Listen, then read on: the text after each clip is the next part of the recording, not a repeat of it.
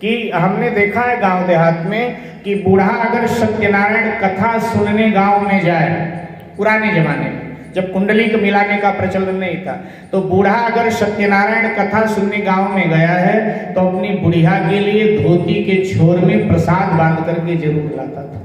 और आज सब कुछ मिला लिया जाता है, लेकिन फिर भी बात बनती नहीं है, बात बिगड़ जाया करती है। लेकिन उस समय कुछ नहीं। एक महात्मा जी कह रहे थे, देखो वर कन्या की कुंडली कभी नहीं मिलानी चाहिए। मैं नहीं कह रहा हूं, एक महात्मा जी कह रहे थे कि वर कन्या की कुंडली नहीं मिलानी चाहिए।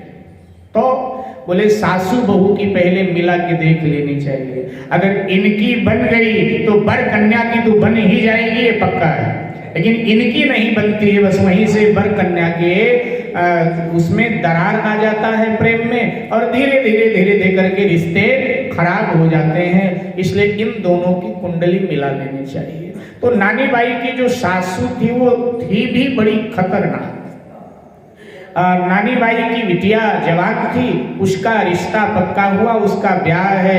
और जब ब्याह है तो सासू ने आज बड़े गर्म मिजाज से बहू से कहा, नरसिंह जी की बेटी से कहा, उस अवसर तो और भी लगी झीकने सास, कन्या के शुभ ब्याह का दिन जब आया पास, कर्कटाक्ष बिंगोक्ति कुछ बोली तिरछी बात, जाकर अपने बाप से क्यों न मांगती बात। चुप रही बहू कहती भी क्या, आज्ञा पालन करती कैसे, नरसी की दशा जानती थी, फिर यह हामी भरती कैसे, फिर यह हामी भरती कैसे, फिर यह हामी भरती कैसे।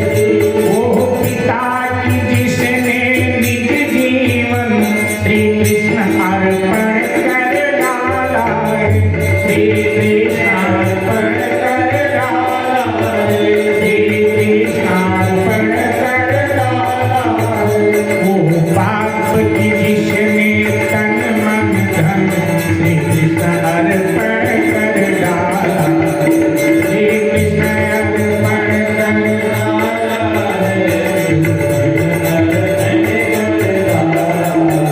वो आत्मा जो जागृत होकर परमात्मा के गुण गाता है, परमात्मा के गुण गाता है, परमात्मा के गुण गाता है।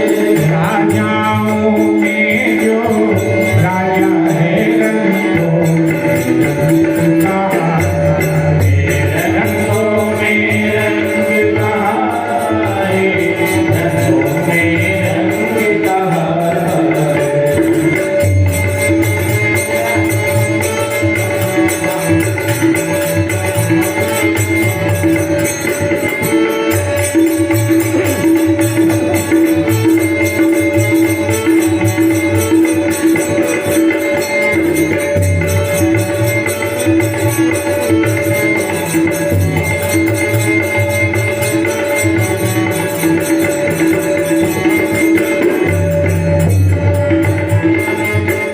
तो सासू ने बड़े गर्म मिजाज में नानी बाई से कहा कि अरे जा अपने बाप के यहाँ भात मांग करके आ,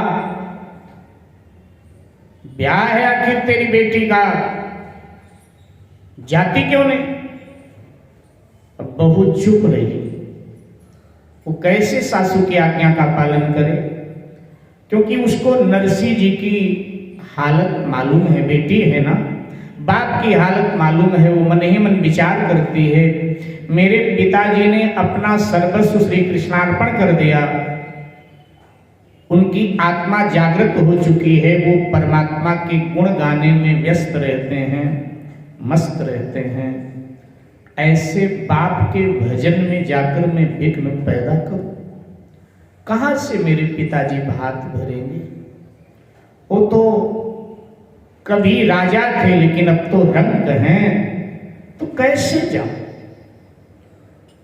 उनके सम्मुख क्या भला धन दौलत की बात, यही सोच वो मांगने शर्माती थी भाव। जिसने अपने को भगवान को अर्पण कर दिया हो, ऐसे पिता के आगे मैं जाकर धन दौलत की मांग करूं? मैं जाकर कहूं पिताजी भात भरें? नहीं नहीं, इन लौकिक रीति रिवाजों से, लौकिक व्यवहारों से तो मेरे पिताजी बहुत ऊपर उठ गए हैं। अब तो भजन ही भजन में उनका मन लगता है। नहीं नहीं, मैं नहीं जाऊंगी। और परमात्मा ऐसा करे कि मेरे बेटी के ब्याह की खबर भी न पड़े मेरे पिता को, ऐसा परमात्मा करे।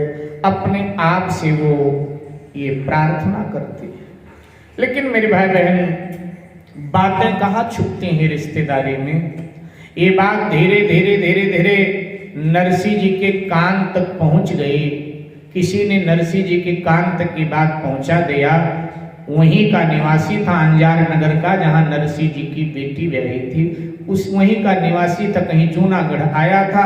अचानक नरसिंह जी मिल गए।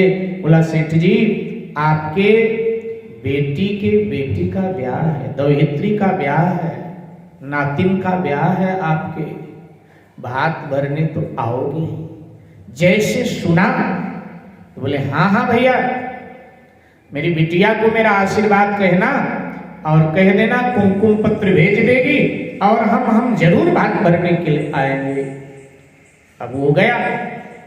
अब नरसिंह जी की बेटी तो नहीं मिली, लेकिन नरसिंह जी की बेटी की जो सासू थी वो सेठानी एक दिन मिल गई। और सेठानी मिली तो कहने लगी, सेठानी सुनो सुनो सुनो सुनो, आपका एक संदेशा है। सो मैं तो भूल गया था, आप आई तो याद आया। मैं जूनागढ़ गया था और आपके समधी जी मिल गए, नरसिंह जी। मैंने बताया कि आपकी दोहित्री का ब्याह है, जिसको दोती बोलते हो ना, वो साहित्यिक शब्द है दोहित्री। तो आपकी दोहित्री का विवाह है, तो आप भात भरने तो आओगे? तो कहने लगे हाँ हाँ अवश्य आएंगे, जब ब्याह है फिर तो आएंगे ही हम। जरा बिटिया को कहना कुमकुम पत्र भेज देगी। तो ये संदेशा उन्होंने दिया है। तो ये अब आप सास हैं उसकी, तो आप देख लेना। बाकी नरसिंह जी ने ऐसा हमें कहा था, सो हमने आपको बता दिया। और कहने लगी, अरे वो भिखारी क्या भात भरने आएगा, बिना वजह के ऐसे बोल रहा है कि मैं भात भरने आऊंगा। धीरे धीरे विवाह का समय नजदीक आने लगा। सासू ने इधर कहा आकर के नानी बाई से, अरे तेरा वो बाबा मिला था, हमारे गांव के एक सेठ जी हैं, वो गए थे, मिला था। हमें तो लज्जा आई जब वो कहने लगा कि तुम्हारा समधी मिला है। लज्जा आई। खड़ताल बजा रहा होगा, राधे राधे गा रहा होगा, पीले कपड़े लपेट करके। हमें तो बड़ी लज्जा आई। अरे सोन, तेरे बाप ने तो उससे कहा है कि मैं भात भरने आऊंगा, लेकिन हमें ऐसों को बुला करके अपनी हंसी नहीं करवानी है। दो चार सुनाया, चली गई। अब जब नानी बाई को ज्ञात हुआ कि पिताजी ने कहा है भात भरने आऊंगा, अब तो उनको बुलाना जरूरी है। अगर नहीं बुलाती हूं तो पिता को बड़ी वेदना होगी कि मेरी बेटी ने संदेशा पाकर भी मुझे नहीं बुलाया, बड़ा दर्द होगा। आपको बताते चले, अब तक नरसिंह जी का जो बेटा था उसकी मृत्यु हो चुकी थी। नरसिंह जी के बेटे की मृत्यु हो चुकी थी, बहू की मृत्यु हो चुकी थी, नरसिंह जी की पत्नी की भी मृत्यु हो चुकी थी, नरसिंह जी ही बचे थे। तो कहा कैसे आएगा मेरा बूढ़ा बाप, लेकिन नहीं, अगर भेजती हूं कुमकुम पत्र तो दुख होगा। तो अब जब 2-4 दिन ही रह गए तो उसने कहा कि माँ मेरे पिताजी के पास कुमकुम पत्र भेज दो ना, उन्होंने संदेशा दिया है ना भात भरने आवेंगे, वो जरूर आवेंगे, वो जो कहते हैं उसको करते हैं, इसलिए कुमकुम पत्र भेज दो। जैसे कहा कुमकुम पत्र भेज दो, तो लाल ताल हो सास वो बट उठी तत्काल, उसको कुमकुम पत्र क्या वो तो है गंगा, उसको कुमकुम पत्र क्या वो तो है गंगा, यदि उसे बुला भी ले तो क्या आकर जीतेगा लंका, आकर जीतेगा लंका, आकर जीतेगा लंका, उल्टा चारों दिस अपयश का भूलकर पीटेगा डंका, भूलकर पीटेगा डंका, भूलकर पीटेगा डंका।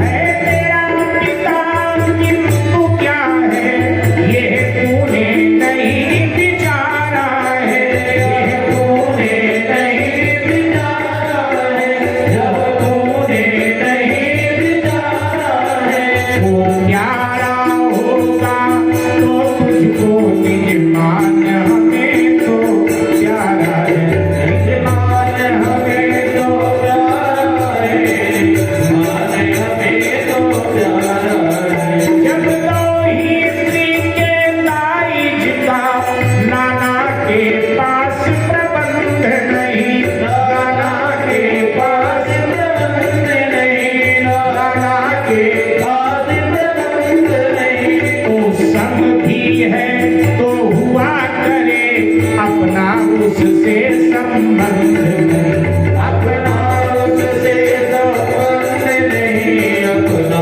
उससे संबंध नहीं। होगा न यही वो बिगड़ेगा, खट्टाया कड़वा मन होगा, खट्टाया कड़वा मन होगा, खट्टाया कड़वा मन होगा। बंदरिया एक उठने से क्या सुना क्या वृंदावन होगा, सुना क्या वृंदावन होगा, सुना क्या वृंदावन होगा। बंदरिया एक उठने से क्या सुना वृंदावन होगा, बंदरिया एक उठने से क्या सुना वृंदावन होगा, क्या सुना वृंदावन होगा, क्या सुना वृंदावन होगा। वो बुरा मान या भला बहू, ये तो जग विदित कहानी है, ये तो जग विदित कहानी है, या तो जग विदित कहानी है। धड़ को अपने घर बुलवा, अपनी ही नाक कटानी है, अपनी ही नाक कटानी है, अपनी ही नाक कटानी है। धड़ को अपने घर बुलवा, अपनी ही नाक कटानी है, अपनी ही नाक कटानी है, अपनी ही नाक कटानी है।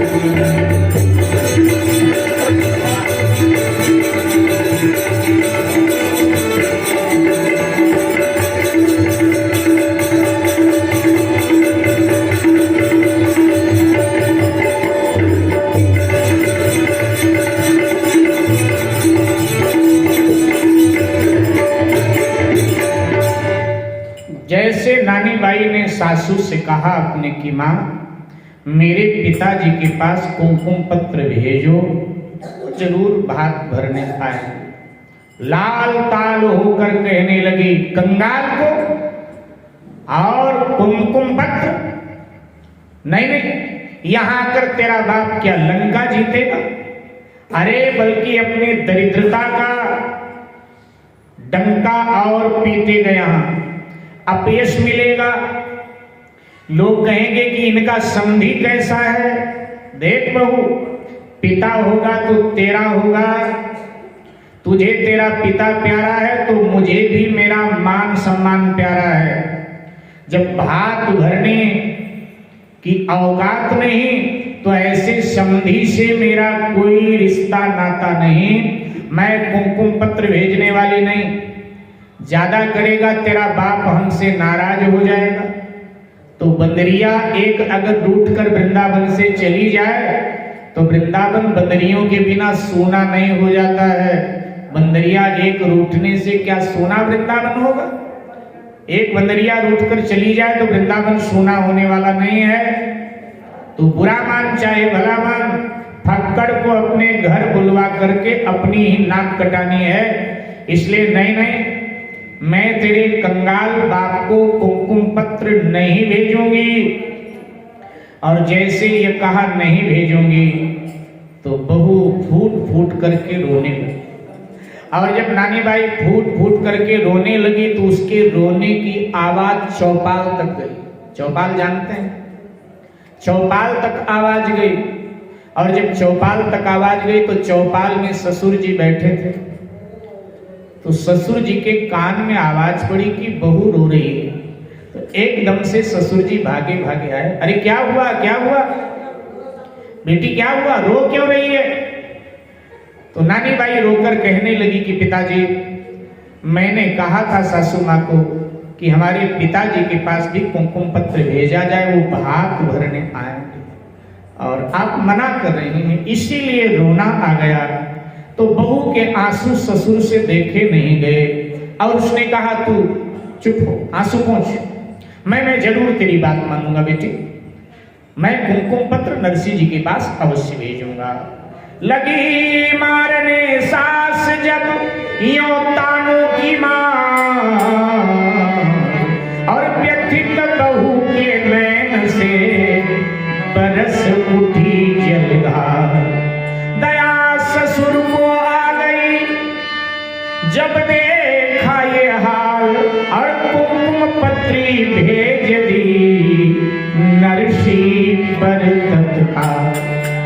ससुर जी ने कहा बेटी आंसू मत, अभी इसी समय मैं कुमकुम पत्री तैयार कराता हूं और इसी समय मैं नाई को बुला करके कुमकुम पत्री में जूनागढ़ अवश्य भिजवाता हूं। रोना बंद।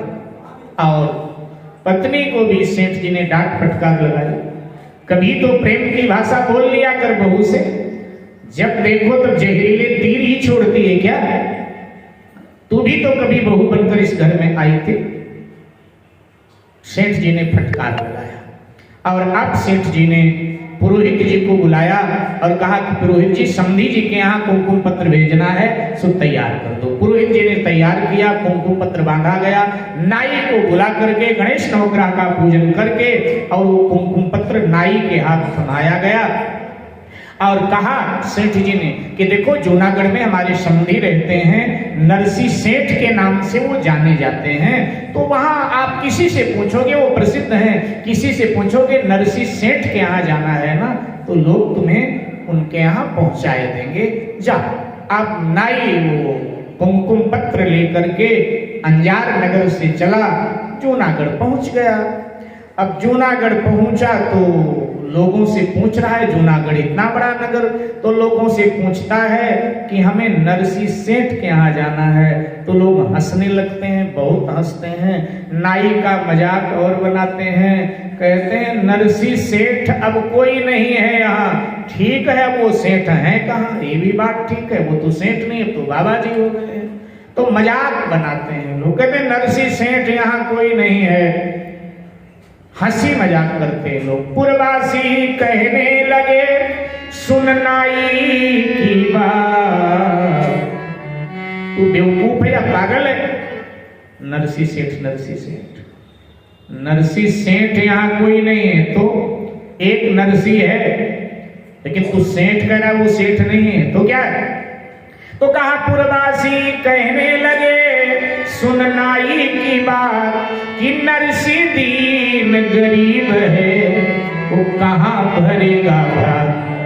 भात की चिट्ठी लिए घूम रहा है अरे एक नरसी बहुत दीनहीन है, गरीब है, कोई हंसी करे, कोई गाली दे, कोई ताली दे, मुस्काता है। बहुतेरों से पूछा उसने, कोई नहीं पता बताता है।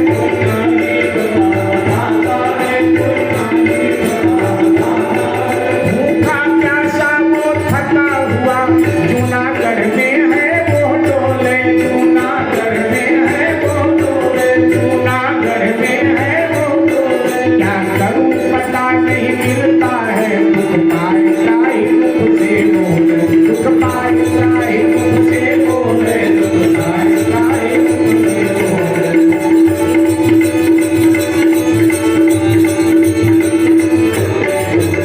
कुल मिला के लोग नाई को परेशान कर रहे हैं।